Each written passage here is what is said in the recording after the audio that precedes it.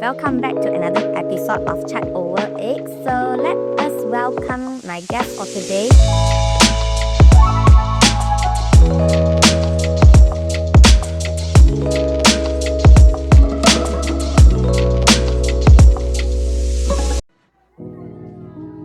Hey, I'm so glad and happy that you could join me for breakfast. Yeah, definitely. I'm so happy you invited me.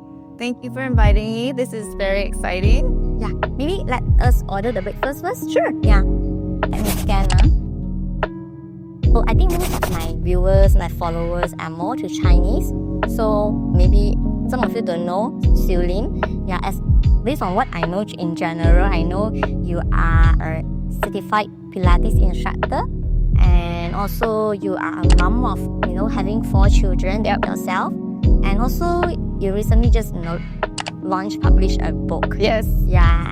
Other than this, maybe you can tell us more about you. Okay, yeah. So you got that all pinpointed. I actually am a jack of all trades, I would say, which is not a bad thing, but sometimes I could get ahead of myself when I do like multiple things. I think it comes from being a mother of 4. Because you're a mother of 4, you're consistently always busy. And because my kids are grown up right now, there are 18, 15, 11, and 10. So I have really grown up kids right now. And I'm now transitioning into this journey of now my kids are getting older. They're having their own lives. They have their own personality. What's next? For me, it's like, as you can see, I launched my book, which was like such a task, I'll tell you, because I'm more of a content creator, so I'm not a writer.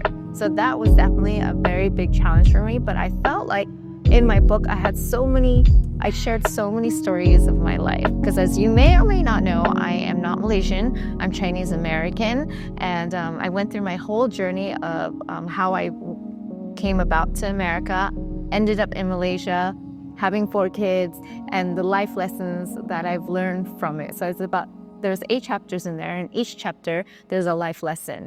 And the reason that I wrote the book was actually for my kids. I wrote it because now my kids don't live with me. They live in Turkey, and again, Yeah, not in Malaysia. Yeah. So as you may or may not know, I was married before. From a previous marriage, I had 4 children, and with some agreements, the kids now live in Turkey.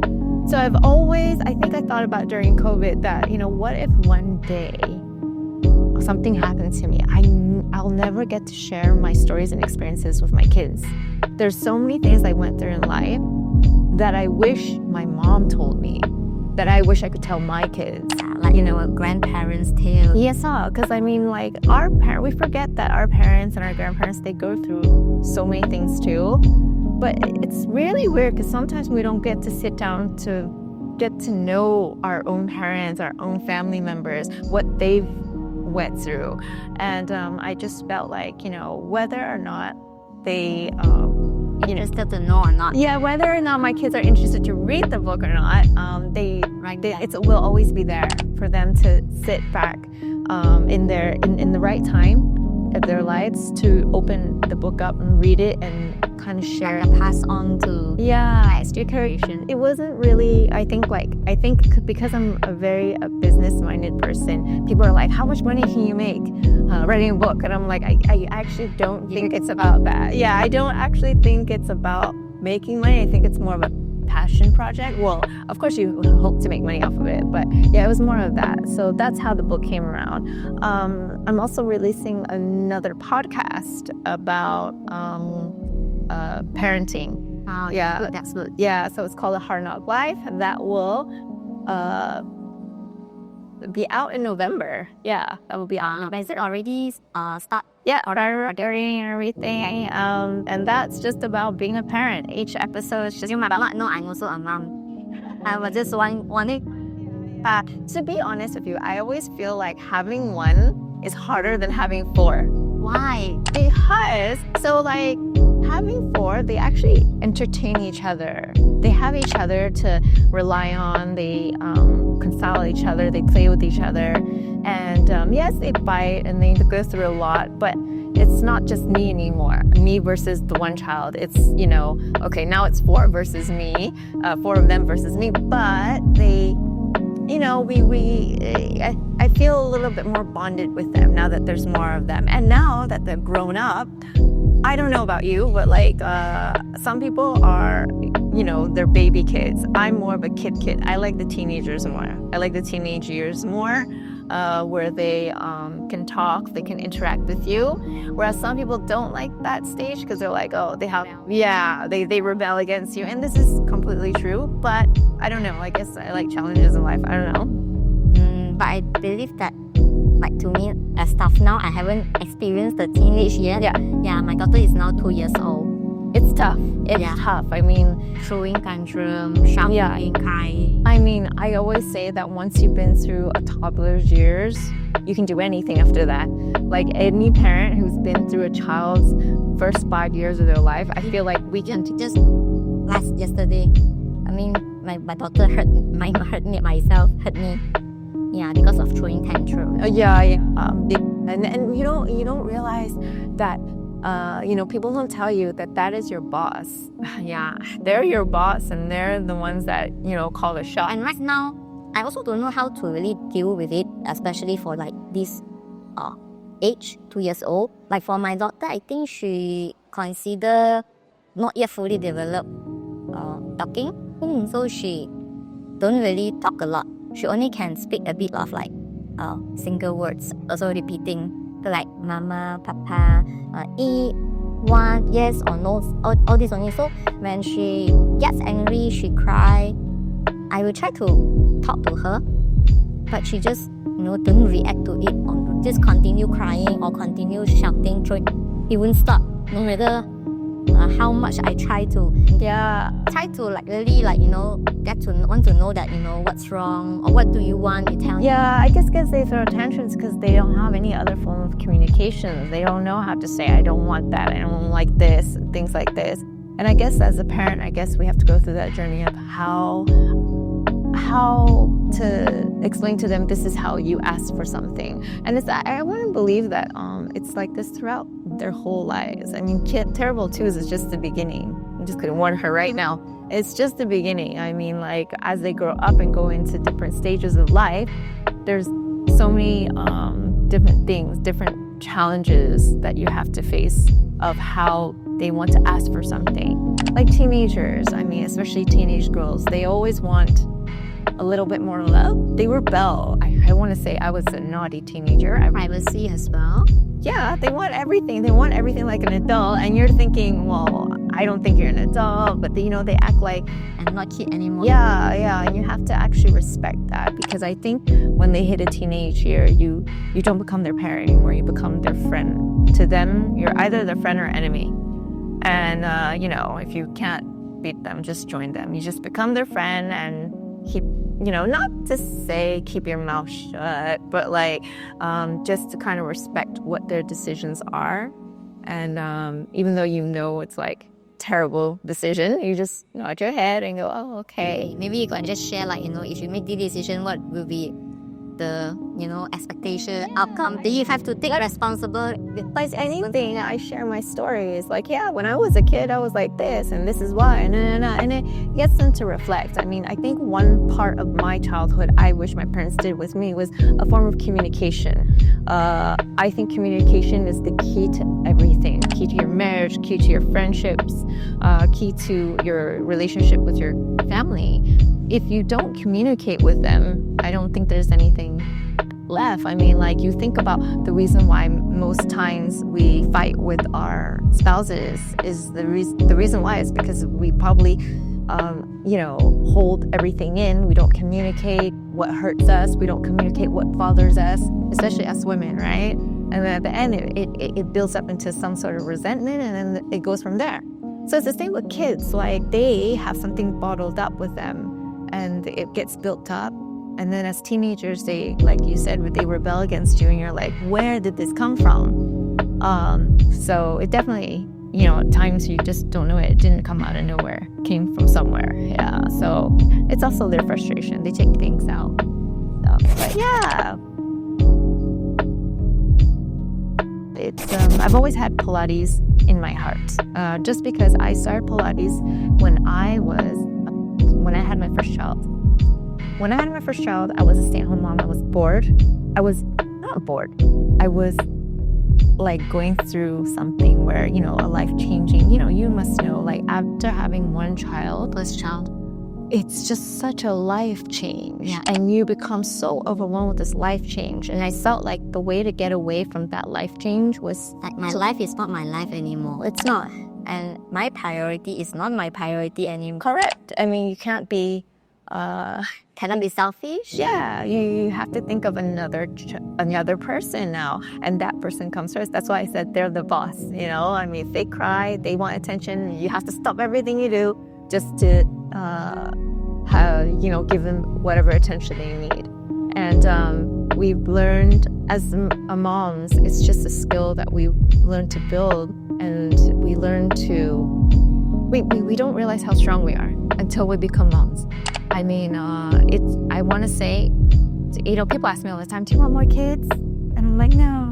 But if I could fast forward until like maybe when they're like 5, the whole pregnancy until up to the age of 5, I'd probably do that. I would probably want more kids. But man, the first 5 years, including the pregnancy of a child's life, is the hardest. Because First 5 years. yeah, because it's not because of the child, it's because you're trying to refine yourself. You do realize you were another person, and because you have to be not selfish anymore, I think that's a big thing. You have to worry, you don't get to eat properly anymore, you don't get to work out properly anymore, rest, you don't get to sleep anymore. So going back to the Pilates, I started Pilates when I had my first child, and I stuck with it since. I don't want to say I was consistent about it, but until the point that I had my last child, now she's 10, I stuck with Pilates, and I felt like fitness in general, not just Pilates, fitness in general, kept me going when it came to motherhood, life, and came to, everyone's always trying to say, I want to find myself, find yourself, self-love, self-care. I didn't know what that was as I was progressing into deeper stages of motherhood. I didn't know what that was. I didn't know, how do you find yourself? How do you find, what is self-care? What's self-love? What is all that, I had to learn it, and I've learned that, and the thing is, we have this thing, mom guilt.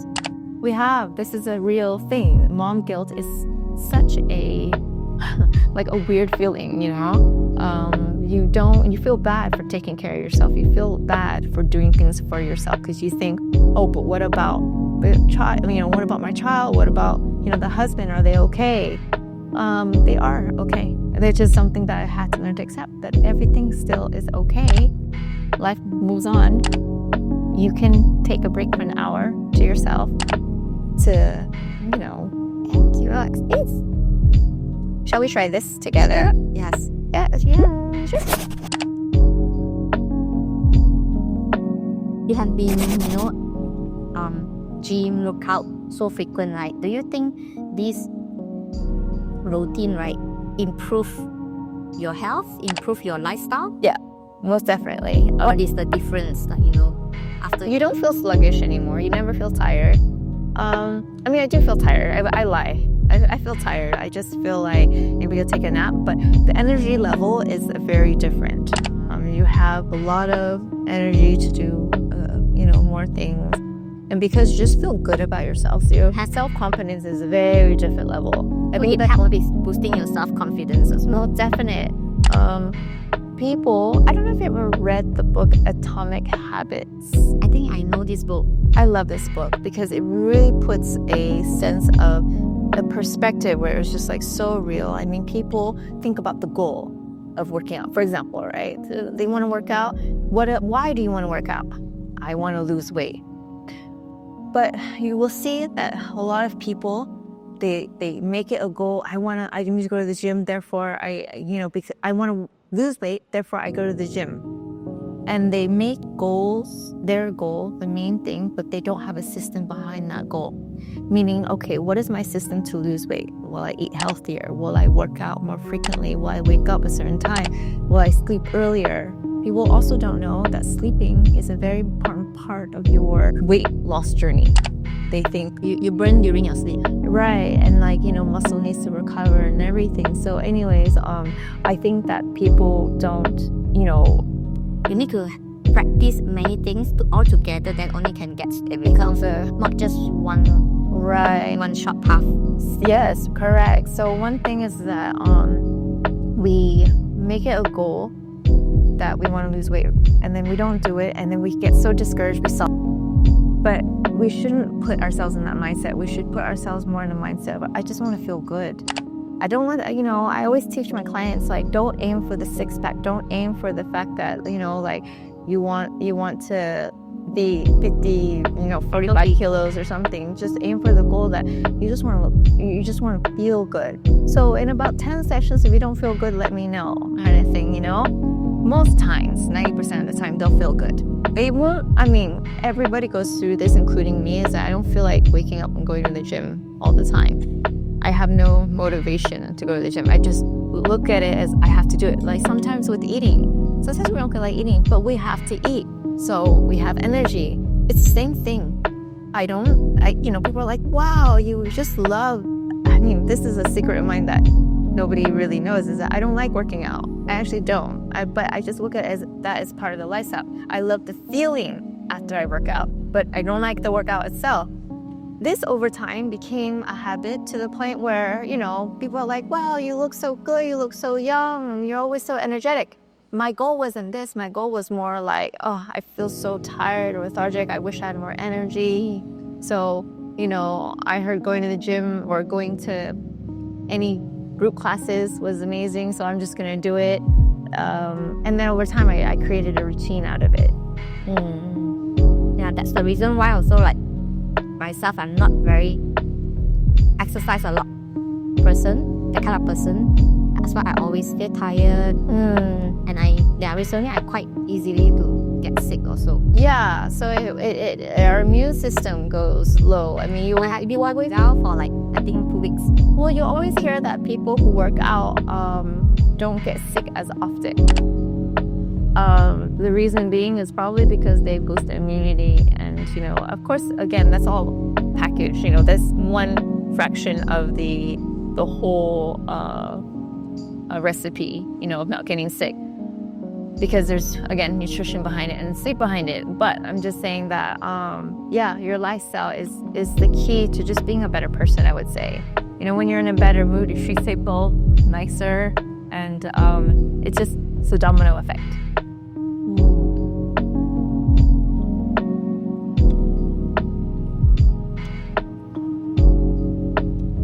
Very full. Yeah, I'm actually quite full already. I was like, she's still going. I had a client who only started working out when she was 50. Before that, she never touched a dumbbell. She never touched a Pilates machine. She never cared to go on mats, yoga, whatnot. Whatever exercise, she's like, I'm in there. So I think around 48, 49, I think she told herself, okay, I need to just start working out. I need to start. She has been coming for a class for 10 years, once a week, every single week. Every now and again, maybe you miss a class because you got to go on vacation or something, right? But apart from that, for almost 10 years, once a week, she's been coming. And people will look at her moves today and be like, oh my gosh, she's a pro. But here's the thing, consistency shows a lot. She didn't really come in to say, hey, I want muscle, I want this. I just want to be able to move when I'm 60-something. I want to be able to, I don't want to have anyone's help when I become 60, 70. I want to make sure I can go up the stairs myself. I want to make sure I can carry the groceries myself. That was her goal. Very simple. Very simple. She went foundation for the longest time, and she didn't even know it. I built her up to a certain level. And eventually, after 10 years, people look at her moves and they're just like, whoa, she's like pro. She's like an instructor. But it wasn't about that. It was just more like she was just so consistent about how her moves are. So my point is that with some people, when they work out, I think the most important is the fact that they need to be more consistent, even if it means once a week, even if it means once every 2 weeks. I don't know, but as long as you dedicate yourself to that, it eventually builds up. And again, like you mentioned, I'm trying. Yeah. Like because of the conveniency of the location now. Yeah. So I try to be more committed. No excuse. Yeah. Like tonight I also had fast hit class. Oh, nice. Jump board. Oh, jump board. Jump boards are fun. Jump board is more like cardio. Right, yeah. Yeah. I think that's the end for our meal, our breakfast. Thank you so much. Yeah, nice meeting you. Same. Alright. Thank you for watching. See you next time.